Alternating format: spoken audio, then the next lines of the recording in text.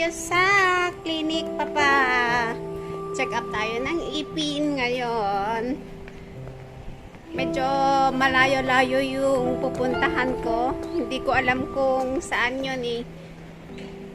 Alam ko yung place pero never akong namasyal doon. So, yun guys. Samahan nyo ako, mamasyal tayo. Hindi naman. So yun mga guys, andito na ako, nakarating ako. At swerte ko kasi ako yung last. Madami. Number 15 ako. So lucky 15 sa wakas. O diba? O, di mawawala na yung sakit ng ipin ko mamaya. Makakain na ako.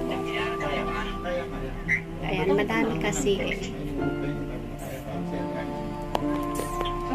Madami ditong ayan yung mga nakapila. Ayan, may pumasok pero wala na, close na. Kasi yung isa, yan, hindi siya natanggap. Masakit yung ipin niya doon sa Kennedy Town sa pero sobrang daw yung pila. Ayan. So, maswerte pa rin ako. At least dito is affordable yung bunot. Kanina may nagpabunot. Tatlong ipin is lang 840. So, ayan. Hindi ko alam kung magpapabunot ako, bubunutin or hindi. Ayan, mga kasamahan ko, madami din pala. Kaya totoo yung sabi ng kaibigan ko kanina na madami daw nakapila tapos limited daw.